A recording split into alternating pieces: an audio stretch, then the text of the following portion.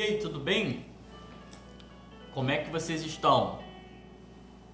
Desejo que tudo te vai bem, que vocês tenham saúde, assim como o bem-estar tua alma.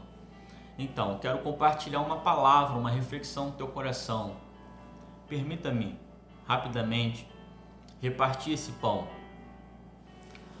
Algo que possa, talvez, quem sabe, você precisa comer desse pão e beber dessa água. Diante de um texto que me levou a uma reflexão, em Tiago, capítulo 5, no versículo 20, esse texto nos diz que quem trouxer o pecador de volta de seu desvio, o salvará da morte e trará perdão para muitos pecados.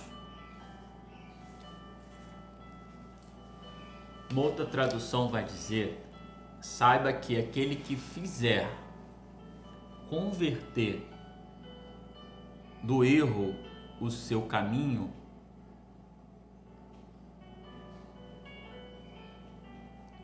um pecador salvará da morte,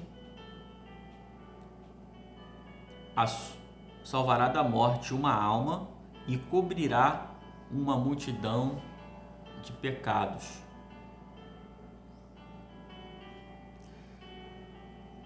Aquele que fizer converter do erro o seu caminho, um pecador, ou aquele que trouxer o pecador de volta do seu desvio, salvará. É bem verdade que para nós refletirmos desse texto há uma necessidade de nós ouvirmos ou de sermos ouvidos. Então a questão é, ouvindo o seu irmão. É bem interessante porque nos leva a refletir que há uma necessidade de ouvir um conselho, de ouvir um despertamento, de ouvir uma palavra. E isso vinha, normalmente do irmão mais velho, preocupado com o mais novo. É muito comum, e percebendo-se que esse afastamento, do seu irmão mais novo, e vendo que a situação não se podia mais ser controlar, e o irmão mais velho, mais próximo, é capaz, de perceber, ou até mesmo por estar mais próximo, de julgar que seria melhor naquela situação.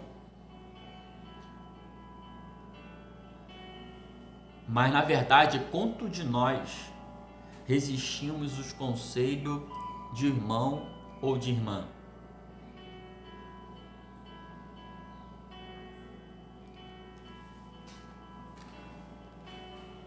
Só que isso nos leva também a entendermos como o irmão mais novo da história, muitas vezes precisamos de uma palavra de cautela, ou correção, para voltarmos ao caminho certo. É preciso que, vou repetir, como o irmão mais novo da história, muitas das vezes precisamos de uma palavra de cautela ou correção, para que entenda que o contexto é para que venha voltar ao caminho, ou aquele que trouxer o pecador de volta, de seu desvio, ou como diz o texto, aquele que fizer converter do erro o seu caminho, um pecador salvará. Então, o que vai salvar é você fazer com que ele se converta do erro. O que vai salvar é você trazer ele de volta do seu desvio. Isso vai salvar ele da morte. Isto vai fazer que com a sua alma, que uma alma seja cobrida de multidão de pecados ou perdoados. Isso trará perdão para muitos pecados. E para nós ganharmos ou trazermos o pecador de volta do seu desvio, ou converter-se, o erro do seu caminho, um pecador, para salvá-lo, é necessário uma cautela na correção para que eles volte ao caminho. E isso acontece particularmente dentro do texto de Mateus, no capítulo 18, versículo 15 ao 20. Fazer o que é correto pode ser difícil, mas a palavra de Jesus dentro desse texto nos mostra o que fazer, muitas das vezes, dentro da nossa família espiritual, para ganharmos de volta o que foi perdido. E dentro desse texto eu vou trazer uma reflexão aqui, uma lição, é que quatro procedimentos ou 4 etapas a ser seguidas para alertarmos, advertirmos, corrigirmos um irmão, um amigo, uma pessoa. O texto em Mateus, vou deixar aberto aqui, Mateus 18, que diante de um texto que nós não temos que deixar, não devemos esquecer, como nós costumamos dizer, que aonde estiver 2 ou 3 reunidos no nome dele, ele está presente. Amém? Dentro do versículo 20. Então o Senhor está no meio para trazer salvação. E o que nós podemos aprendermos aqui? A primeira forma, o primeiro estágio a ser seguido para ganhar o teu irmão é você ir a ele só, entre ti e ele só, dentro do contexto do versículo 15 de Mateus 18, entre você e ele só. Se ele te ouvir, já ganhaste o teu irmão.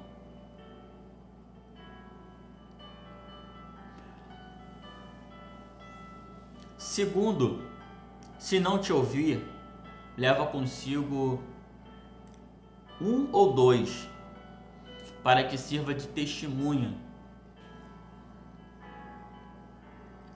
Terceiro, para me ganhar tempo, não vou detalhar. Se não escutar, aí diz a igreja. Estou correndo aqui. E o quarto, se não escutar, considere como um gentil e publicano. Porque nós temos que entendermos. Nós queremos ligar ou desligar? Isso mexeu comigo. Porque dentro do contexto vai dizer: tudo que nós ligarmos na terra será ligado no céu. Então, se nós desligarmos na terra, será desligado. Aí eu pergunto, nosso intuito é ligar ou desligar do céu?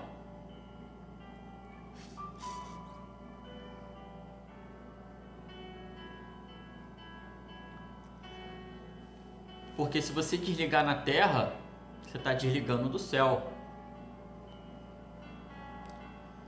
Segundo,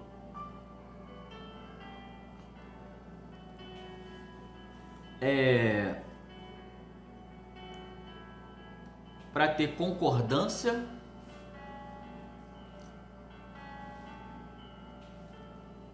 ou não é para ter concordância? Porque tudo que concordares acerca de qualquer coisa que pedirem, isso será feito do meu Pai que está no céu.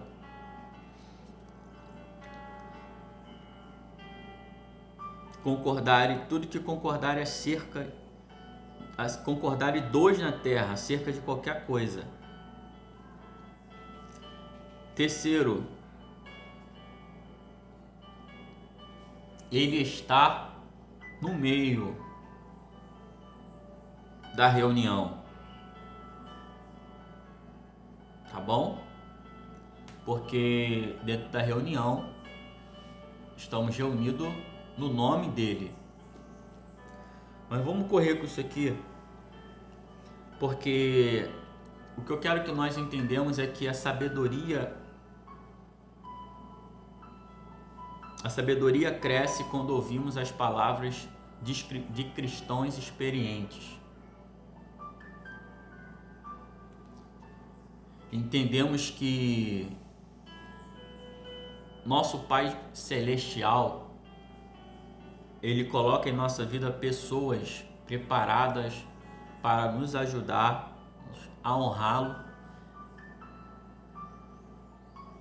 Ele coloca pessoas preparadas para nos ajudar a honrar. E quando as ouvimos, as coisas melhoram. Então, diante desse conselho, dessa reflexão dentro desse texto, há uma necessidade de ouvir, ouvindo o seu irmão.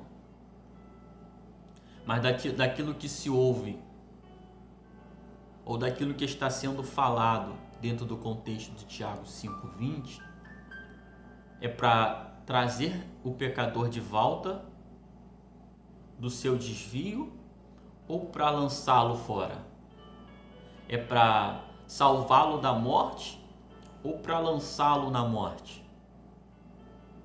É para que ele receba o perdão dos seus pecados ou para que ele seja condenado pelos seus pecados?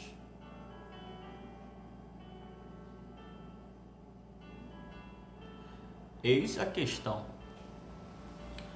Mas isso me levou ainda em muitas outras coisas a entendermos que a bênção dos encorajados, como é bom nós sermos encorajados. Diante do texto em que nos diz Atos capítulo 9, do versículo 27, eu não vou me alongar aqui em detalhar outros temas, mas é que então Barnabé o levou Saulo aos apóstolos. Se nós analisarmos esse texto, a atitude de Barnabé, o próprio nome em si, Barnabé em si, eu anotei, vai dizer que significa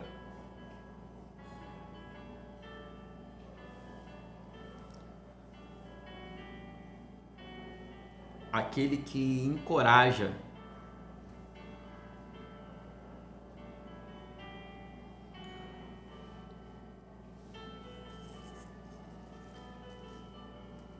Deixa eu pegar aqui. Vamos correr. Se eu abrir aqui, eu vou acabar falando muita coisa. A questão é que o encorajamento de um amigo pode fazer toda a diferença. Vou me alongar não. Isso me leva à reflexão de de um até mesmo um filme dentro dessa reflexão do discurso do rei, né? Esse rei, dentro da história de Geórgio VI, rei da Inglaterra, e diante daquela posição ali que ele venha ter tomado, vai dizer que por ele ser o rei gago, né? Mas enfim, ele foi encorajado ali pela sua esposa, pela atuação da sua esposa Elizabeth, e durante a luta dolorosa ali do marido, ela foi constante fonte de estímulo, né, em sua dedicação, e ajudou a prover o apoio necessário para que o rei superasse o problema de gagueira e governar em meio à guerra, né? E a Bíblia nos mostra isso diante do contexto de Êxodo, capítulo 17, versículo 8 ao 16, nos narra ali a história de Arão e Hur, né, junto com Moisés, e Moisés teve apoio desses homens para que as suas mãos permanecessem estendidas. E não somente esse texto, mas a história de Maria, que foi ali em Isabel, né, foi uma que encorajou Maria, melhor dizendo, quando essa estava grávida, de meio àquela visita. Diz o texto que então o anjo, diante daquela saudação do ventre de Isabel, há uma palavra aqui proferida no capítulo 1, versículo 45, vai dizer então a Isabel, a Maria: bem-aventurada a que creu, pois hão de cumprir as coisas em que da parte do Senhor foram ditas. Como essa palavra encorajou-la, né? Como essa palavra foi uma palavra de encorajamento para ela, que ela é uma bem-aventurada, feliz porque ela creu, e todas as palavras hão de se cumprir da parte do Senhor, que foram ditas. Para resumir isso aqui, para resumir em muitos outros textos aqui, eu não vou me alongar, mas diante de um texto em 1 Tessalonicenses capítulo 5, 11, vai dizer: anime e edifique uns aos outros. Tessalonicenses 5, 11. Precisamos encorajarmos, né, outras pessoas, que muitas das vezes a grande verdade, para fechar agora, concluir o raciocínio, que há caminhos inesperados. E diante do que diz João 14:9, vai dizer: quem me vê, vê o Pai. Eis ali uma pergunta de que foi feito a ele, de Filipe: mostra-nos o Pai. E essa foi a resposta. Sendo que, por que caminhos inesperados? Não vou entrar dentro do contexto, assim, um contexto histórico, mas enfim, diante de um texto bíblico, em 1 Reis, capítulo 19, nos mostra ali a história de Elias, né, diante de uma situação, caminhos inesperados, e ele pede: basta, já basta. Essa foi a palavra de Elias. Diante desse contexto do capítulo 19, do versículo 1 ao 12,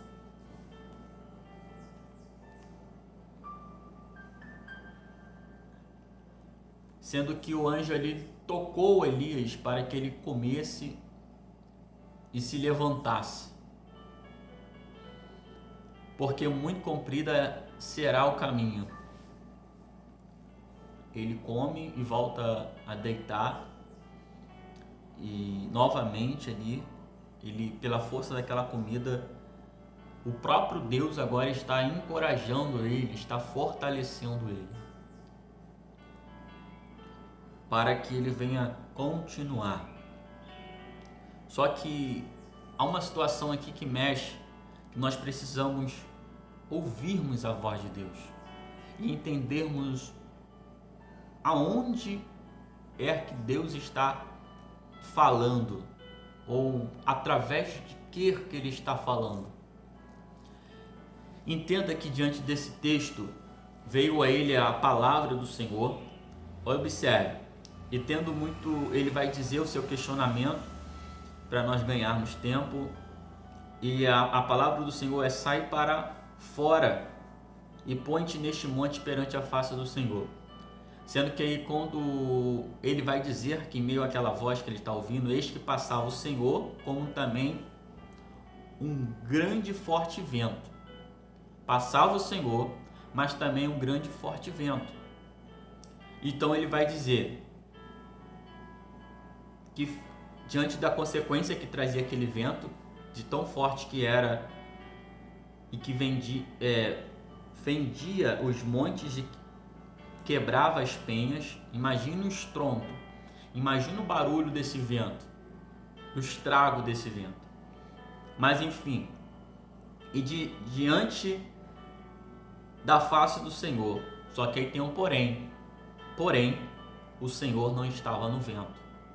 Independente do estrondo, do caos em que o Senhor passava e passava também o vento. Só que a questão é que o Senhor não está no vento.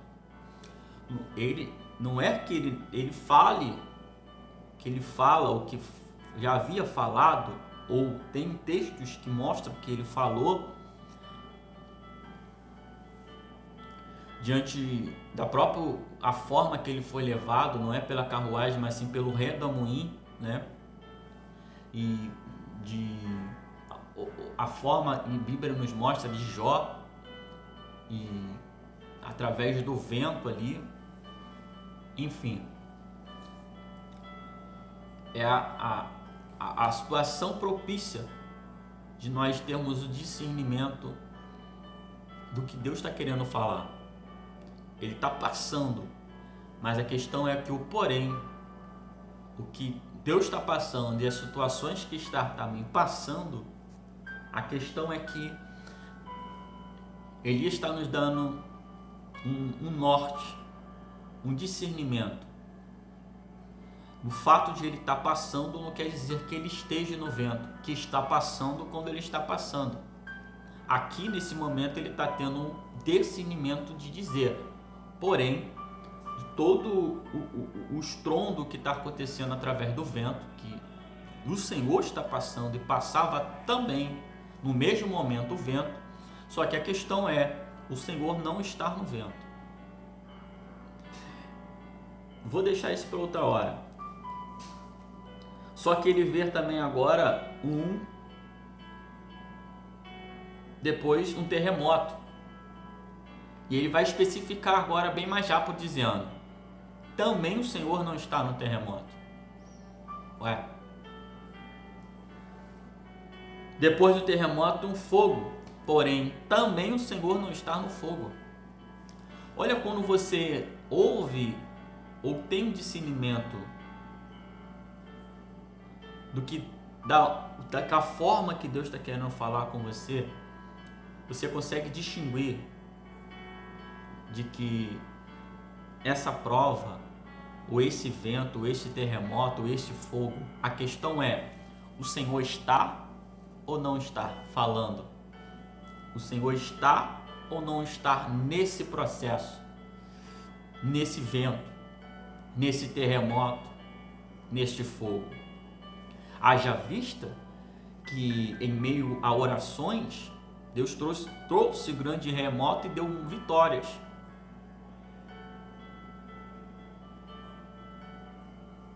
Haja vista que Moisés viu uma sarça ardendo que não se consumia, ele se aproxima daquele fogo. A diferença é um fogo que não se consome. Vou deixar isso, não vou detalhar isso aqui não. A questão aqui é que distinguirmos ou sabermos em meio a esses caminhos inesperados, é termos a certeza de que Deus está ou não está no vento, no terremoto ou no fogo. Então olha só o texto. E sucedeu que, ouvindo Elias uma voz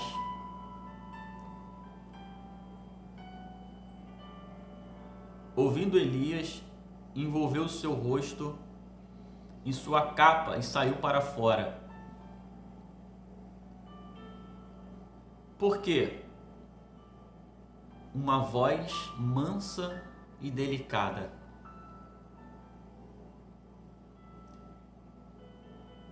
E eis novamente a pergunta a ele. Em meio àquele discernimento, ele teve em meio a uma visão, e daquilo que ele ouve, ele tem uma missão. A missão é: volta pelo caminho para o deserto de Damasco e unge. A quem tem que ungir para ganhar tempo e fazer o que tem que fazer.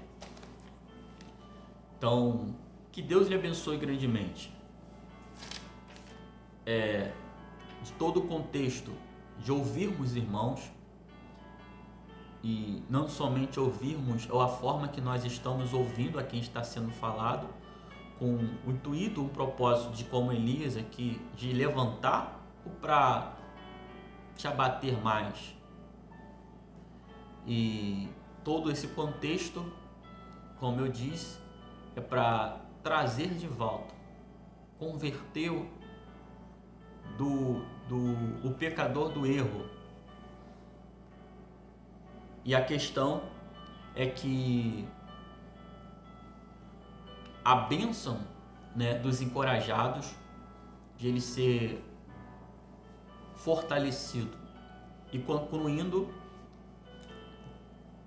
é que em meio a esses caminhos inesperados, talvez que não haja irmãos, talvez que não soube falar da forma correta ou adequada dentro do processo, como temos exemplos dos amigos de Jó, mas enfim, talvez não teve pessoas como Barnabé que acreditaram no seu ministério para te encorajar, não teve pessoas direcionadas pelo Espírito em meio à visita, né, de Maria e Isabel, e ouvir aquelas palavras proferidas.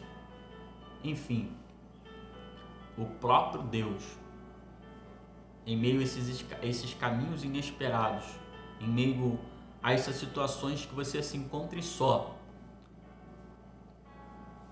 que Ele venha te encorajar, que Ele venha te tocar, como o anjo tocou Elias, te concedeu o alimento, te concedeu o fortalecimento, porque Ele te conhece.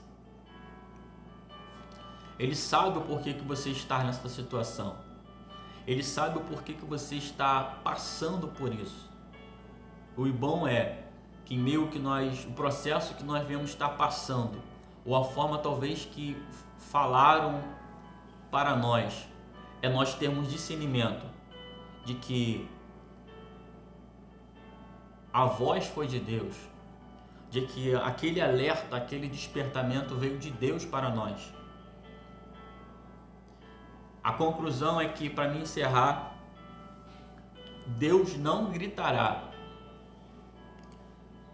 se precisarmos apenas de um sussurro. Pegou? Talvez não é o grito, talvez não seja a profecia, é a voz mansa e delicada que Deus quer que você ouve, que Deus quer que você entenda, em meio a tantos ventos, em meio a tantos terremotos, em meio a tantos fogos. Deus quer que você tenha discernimento de ouvir a voz dele, e aquilo que a missão que ele tem para a sua vida, o propósito que ele tem para a sua vida, para que você continue, não pare, não desista daquilo que Deus te prometeu. E como foi a saudação que eu disse, bem-aventurado você que creu, porque todas as palavras que foram ditas do Senhor há de se cumprir na sua vida. Que Deus lhe abençoe grandemente em nome de Jesus, e que essa palavra, ou essa reflexão, esse contexto falou fortemente ao teu coração. Dê o seu like, compartilhe com um amigo, compartilhe com seu familiar, em nome de Jesus.